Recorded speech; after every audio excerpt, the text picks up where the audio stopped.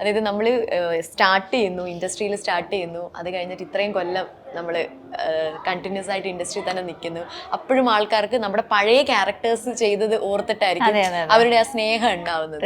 അതൊരു ബ്ലെസ്സിങ് അല്ലേ? പിന്നെ തീർച്ചയായിട്ടും. എന്താ പറയാ, ഇപ്പം അങ്ങനെ കൂടുതൽ സിനിമകളും സീരിയലുകളും ഒന്നും ഞാൻ ചെയ്യുന്നില്ല.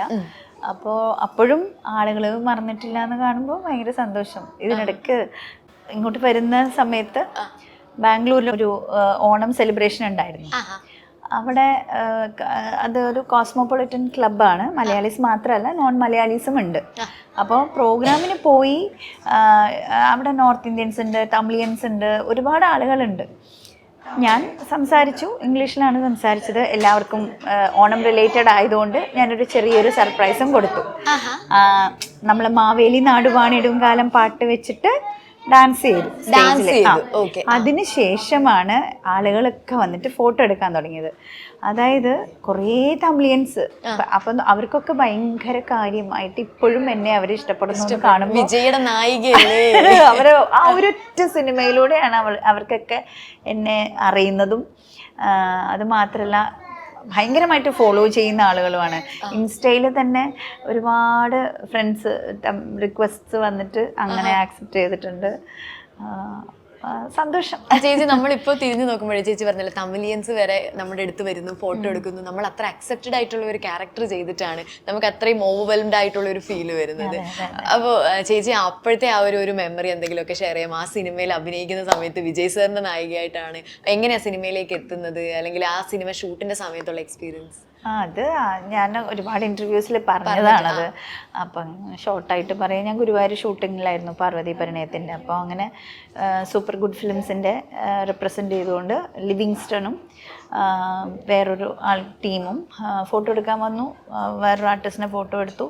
അതിൻ്റെ കൂടെയാണ് എന്നെ കണ്ടത്. അപ്പം അച്ഛൻ്റെ അടുത്ത് ചോദിച്ചു, കുട്ടിയുടെ ഫോട്ടോ എടുത്തോട്ടെ എന്ന് ചോദിച്ചു. അങ്ങനെ ഫോട്ടോ എടുത്തു. അത് അവർ കാണിച്ചു. അപ്പോൾ ആ ഒരു ക്യാരക്ടർ എനിക്ക് സൂട്ടബിൾ അല്ലായിരുന്നു. അപ്പോൾ ആർ ബി ചൗധരി സാറ്, അതായത് സൂപ്പർ ഗുഡ് ഫിലിംസിൻ്റെ owner R B Chaudhary sir എൻ്റെ ഈ ഒരു ഫോട്ടോ കണ്ടപ്പോൾ പൂവേ ഉനക്കാക സിനിമയിൽ എന്നെ ഇതിൽ കാസ്റ്റ് ചെയ്താൽ കൊള്ളാം എന്ന് പറഞ്ഞിട്ടാണ് ഞാൻ ആ ഫിലിമിലേക്ക് വരുന്നത്. അപ്പോൾ ഞാൻ പോലും വിചാരിച്ചിട്ടില്ല അത് അത്രയും ഭയങ്കര ഹിറ്റാവുന്നു. പക്ഷെ അത് നല്ല ഹിറ്റായി. നമ്മുടെ ക്യാരക്ടർ അക്സെപ്റ്റഡ് ആയി. ഇപ്പോഴും വിജയുടെ നായിക എന്നൊരു ടൈറ്റിൽ. അങ്ങനെ വിജയുടെ കൂടെ 2 പടത്തിൽ നായികയായിട്ട് ചെയ്യാൻ പറ്റി. വൺസ് മോറിൽ സിമ്രൻ, അതിന് ഫസ്റ്റ് ഹാഫിൽ മുഴുവൻ ഞാനും, പിന്നെ സെക്കൻഡ് ഹാഫിൽ സിമ്രൻ എൻ്റെ സിസ്റ്ററായിട്ടാണ് വന്നത്. അപ്പോൾ ഞാൻ മരിച്ചതിന് പ്രതികാരം വീട്ടാൻ വേണ്ടി വന്നൊരു ക്യാരക്ടർ പോലെ അങ്ങനെ അവർ തമ്മിൽ ഇഷ്ടത്തിലായി. അങ്ങനെ സിനിമ പോകുന്നു. ഓക്കെ, വിജയ് സാറായിട്ട് കോണ്ടാക്ട് ഒക്കെ ഉണ്ടോ? കോണ്ടാക്ട് ഉണ്ട്, പക്ഷേ അങ്ങനെ നേരിട്ടൊന്നും കോണ്ടാക്ട് ചെയ്തിട്ടില്ല. ഞാൻ അങ്ങനെ ഒരു എന്താ പറയുക, കീപ്പ് ചെയ്യുന്ന ഒരാളല്ല. എന്നാലും അച്ഛനുമായിട്ട് മെസ്സേജൊക്കെ അയക്കും. ഇപ്പോഴും അവർക്കൊക്കെ എന്നെ വലിയ കാര്യമാണ്. എസ്പെഷ്യലി അമ്മയ്ക്ക് ഇന്നും വിജയുടെ ഫേവറേറ്റ് മൂവി ഏതാന്ന് ചോദിച്ചു കഴിഞ്ഞാൽ പൂവേ ഉനക്കാക എന്ന സിനിമ പറയാതിരിക്കില്ല. കാരണം അത്രയേറെ ഇഷ്ടപ്പെടുന്നുണ്ട് ആൻറ്റി ആ സിനിമയെ. ചേച്ചി ഇപ്പൊ കംപ്ലീറ്റ്ലി ബാംഗ്ലൂരിലേക്ക് ഷിഫ്റ്റ് ചെയ്തോ? അതെ.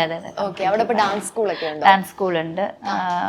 6 സ്ഥലത്തിൽ നമുക്ക് സെന്റേഴ്സ് ഉണ്ട്. പിന്നെ ഞാൻ ഒരു അപ്പാർട്ട്മെന്റ്, ബാംഗ്ലൂർ തന്നെ 6 സ്ഥലത്ത് സെന്റേഴ്സ്. അതെ. ഓ, അടിപൊളി. ഒരു പബ്ലിസിറ്റി ഒരു ജസ്റ്റ് സ്റ്റൈലിൽ നമ്മൾ അഡ്വർടൈസ്മെന്റ് ഇട്ടിട്ട് ഒന്നും ചെയ്തിട്ടില്ല. എല്ലാം മൗത്ത് പബ്ലിസിറ്റിയിലൂടെ വന്ന ആകെ ഒരു 12 കുട്ടികളെ വെച്ച് തുടങ്ങിയതാണ്. ഇപ്പം ഓൾമോസ്റ്റ് 100-120 ഓളം സ്റ്റുഡൻസ് ഉണ്ട്. സ്റ്റുഡൻസ് ആൻഡ് ടീച്ചേഴ്സും? ഇല്ല, എല്ലാ സ്ഥലങ്ങളിലും ഞാൻ തന്നെയാണ് അറ്റൻഡ് ചെയ്യുന്നത്. അതുകൊണ്ടാണ് ഇപ്പൊ കംപ്ലീറ്റ്ലി സിനിമയും കമ്മിറ്റ് ചെയ്യാൻ പറ്റുന്നില്ല, സീരിയലും കമ്മിറ്റ് ചെയ്യാൻ പറ്റുന്നില്ല എന്നൊരവസ്ഥയിലേക്ക് വന്നു. പക്ഷേ അതുകൊണ്ട് എന്താ വെച്ചാൽ മനസമാധാനത്തോടെ നമുക്ക് ഇഷ്ടപ്പെട്ട ജോലി നമ്മളുടേതായിട്ടുള്ള രീതിയിൽ കൊണ്ടുപോകാൻ പറ്റുന്നുണ്ട്, നമ്മളുടേതായിട്ടുള്ള ക്രിയേറ്റിവിറ്റി ചെയ്യാൻ പറ്റുന്നുണ്ട്. അങ്ങനെയൊക്കെ ഭയങ്കര സാറ്റിസ്ഫാക്ഷനാണ്.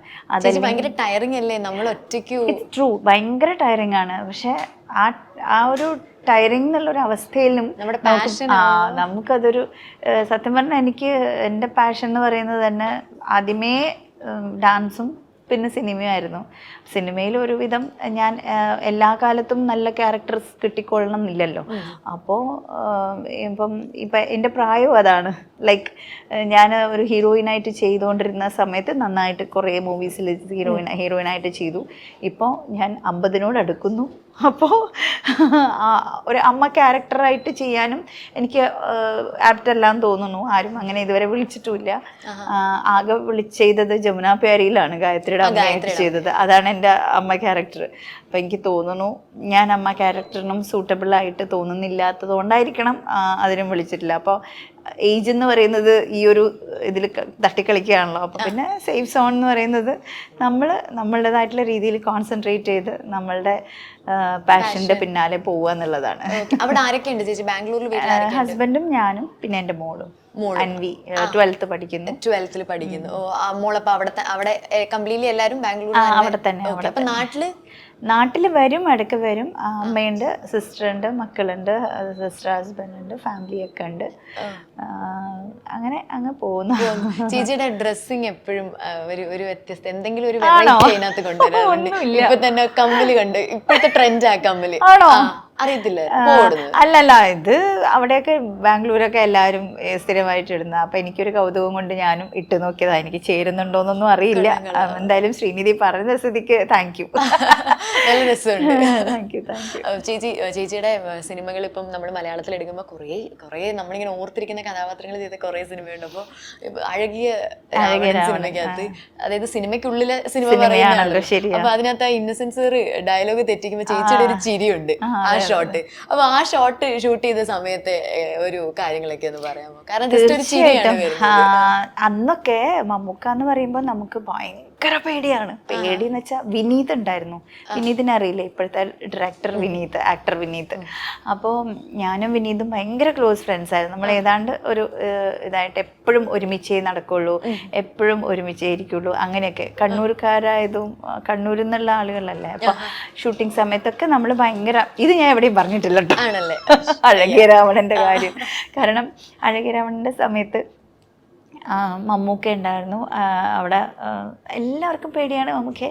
നമ്മൾ വന്നിരിക്കുന്നിടത്ത് മമ്മൂക്ക വന്നിട്ടുണ്ടെങ്കിൽ മമ്മൂക്ക നമ്മളിങ്ങനെ ശ്രദ്ധിക്കുന്നുണ്ട്.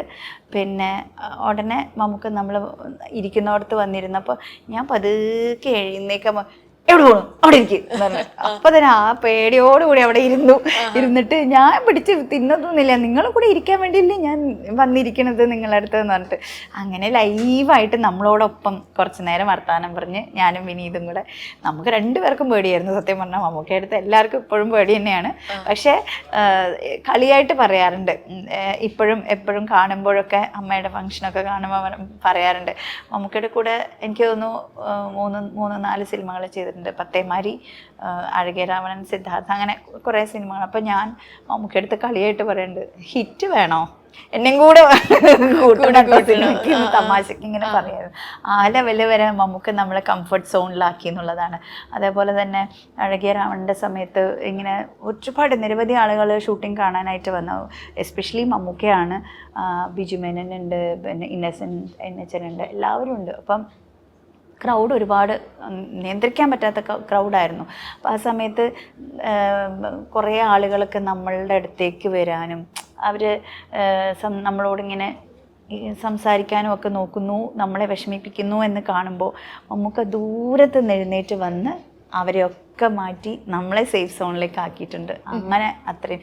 അതുപോലെ അവിടെ ബർത്ത്ഡേക്ക് എനിക്ക് ചോക്ലേറ്റ് ഒക്കെ വാങ്ങിച്ചു തന്നിട്ടുണ്ട് മമ്മൂക്ക. ചെറിയ പ്രായമല്ലേ അന്നൊക്കെ. നിന്റെ ബർത്ത്ഡേ ആണല്ലേ, അപ്പോൾ എൻ്റെ വകയൊന്നും ഇപ്പോൾ ഇല്ല, ഒന്ന് ചോക്ലേറ്റ് ഇരിക്കട്ടെ എന്ന് പറഞ്ഞിട്ട്